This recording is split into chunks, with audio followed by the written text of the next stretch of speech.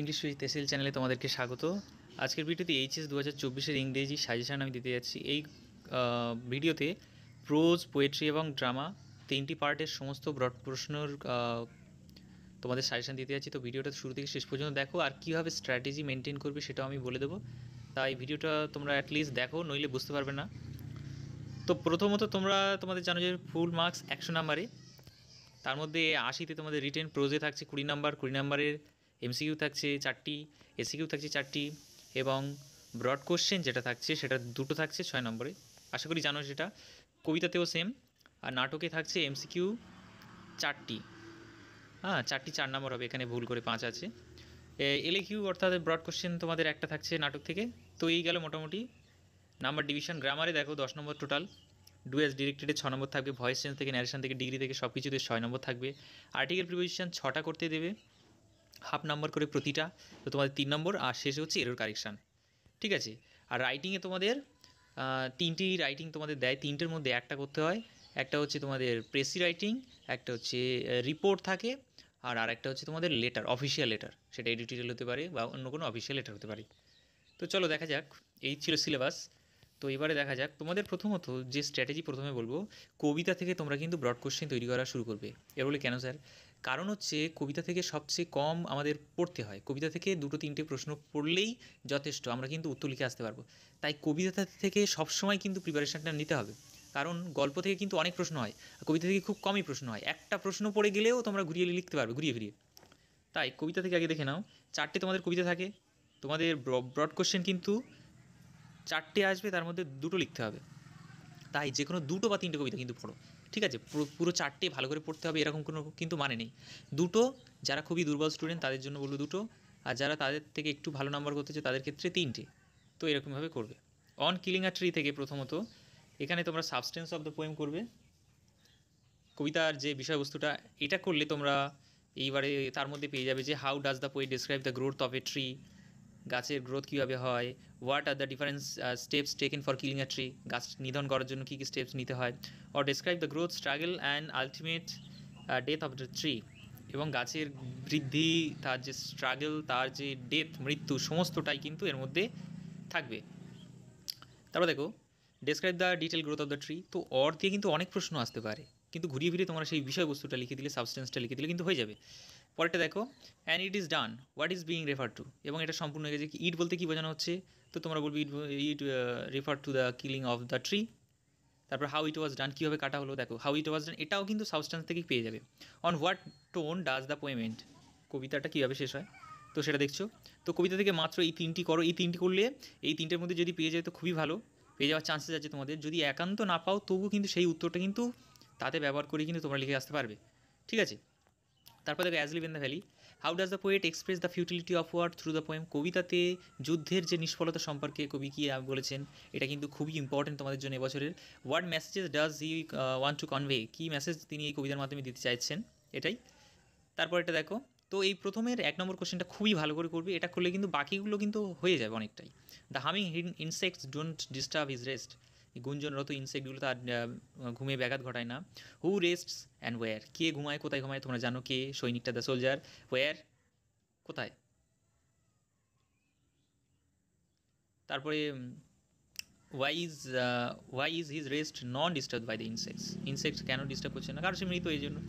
তারপরে দেখো এরপরের যেটা ইম্পর্টেন্ট সবচেয়ে বেশি, in his side there are 2 red holes, এটা কিন্তু খুব ইম্পর্টেন্ট তোমাদের জন্য। 1 নম্বর আর 3 নম্বরটা খুব বেশি important. Who is who math is the person refer to, sorry এখানে ম্যাথ একটা মিস্টেক আছে, এটাকে রিমুভ করতে হবে। Who is the person refer to, এখানে কোন পার্সনের কথা বলা হচ্ছে। What do the 2 red hole signify, দুটো লাল গর্ত বলতে কী বোঝানো হয়েছে। What attitude of the poet to war is reflected here, তো এটাই কিন্তু আবার যুদ্ধের নিষ্ফলতা, অর্থাৎ 1 নম্বরের উত্তরটা কিন্তু এতে কিছুটা ব্যবহার করা যাবে। His smile is like an infants, তো এখানে কার হাসি, এটার ডিটেল তোমরা কিন্তু দেখে নাও।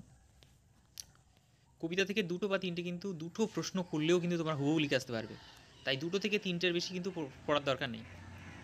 যদি একটাও ভালো করে পড়ো তবু কিন্তু তোমরা যাই আসুক লিখে অ্যাটলিস্ট নিজেদের মতো গুছিয়ে দিতে পারবে। পোয়েট্রি ওয়ার্ড থেকে দেখো, how does kids means by the poetry word, why does he say that this poetry never cease, তাহলে পৃথিবীর গান কেন থেমে থাকবে না, এটা হতে পারে। বা এখানে দেখো what picture of summer is presented and how it is bin carried into picture of winter. এখানে দেখো গ্রীষ্ম থেকে কীভাবে শীতের, অর্থাৎ দুটো ঋতুর যে পৃথিবীর গানটা থেমে থাকবে না সেটা কিন্তু ব্যক্ত করছে।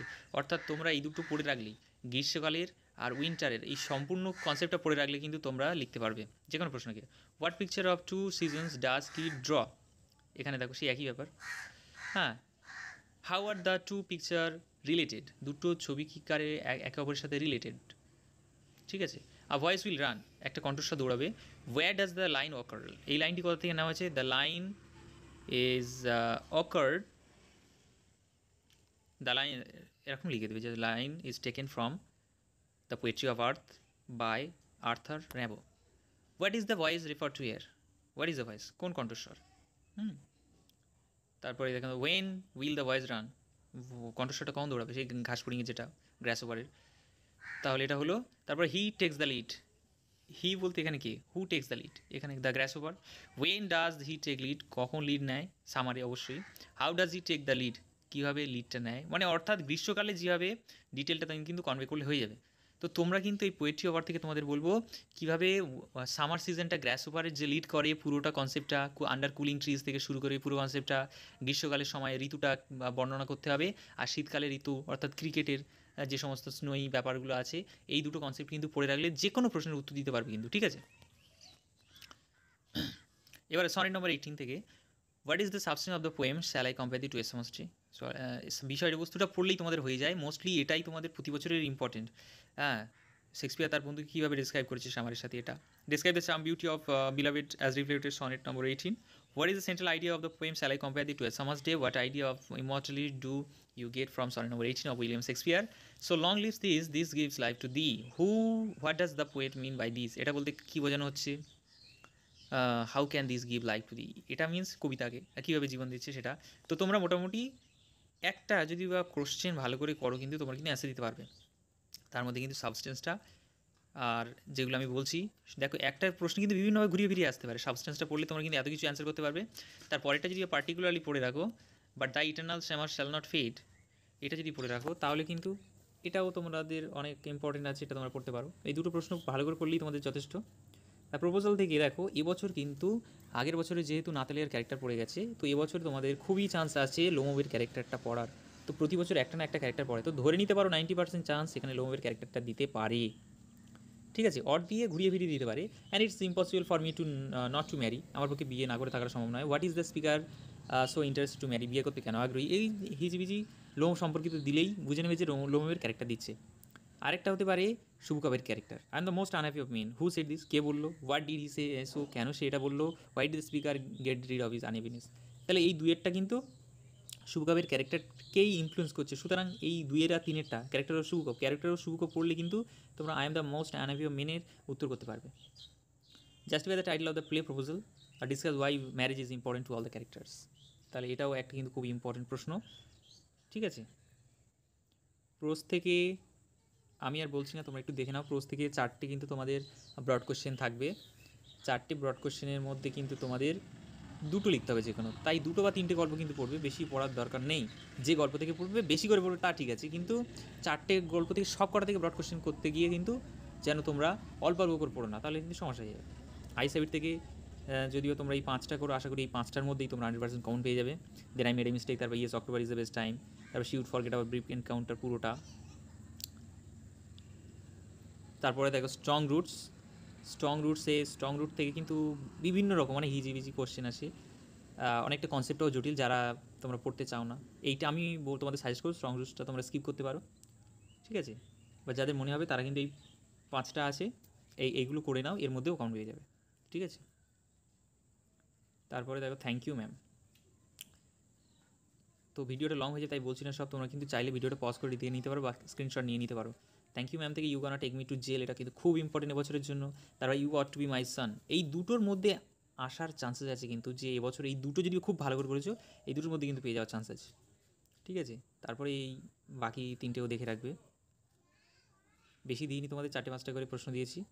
3 কোশ্চেন থেকে এই কটা কোশ্চেন দেখে নেবে। What is the first question of the czar, how did the scholar response to his first question, প্রথম প্রশ্নের উত্তরে কী দিয়েছিল, এটা খুব ইম্পর্টেন্ট। তারপরে you have already been answer, তুমি উত্তর পেয়ে গেছো, এটাও ইম্পর্টেন্ট খুব। How was the wounded man nursed and revived, কীভাবে আহত মানুষটিকে নার্স করা হয়েছিল এবং বাঁচানো হয়েছিল। তো এটা তো এই ছিল আজকের ভিডিও মূলত। তোমরা এই সাজেশান, আমার সাজেশান মাফিক যদি তোমরা ফলো করো, তোমরা কিন্তু পুরোপুরি 100% কিন্তু কমন পেয়ে যাওয়ার চান্স তোমাদের আছে। তো তাই জন্য যারা এখনও তোমরা চ্যানেলটাকে সাবস্ক্রাইব করোনি, চ্যানেলটা সাবস্ক্রাইব করে দাও। ভিডিওটি যদি ভালো লাগে অবশ্যই ভিডিওতে লাইক দিয়ে দাও। আর যারা চাও যে আমি রাইটিংয়ের জন্য তোমাদের ভিডিও নিয়ে আসি, তাহলে কমেন্টে জানাও, তাহলে আমি পরের ভিডিওতে রাইটিংয়ের পুরো সাজেশান এবং ফরম্যাট সহ দিয়ে দেবো, যাতে একটা রাইটিং করলে একটাই তোমাদের পরীক্ষাতে চলে আসে। ঠিক আছে, তো দেখা হচ্ছে পরের ভিডিওতে। টাটা।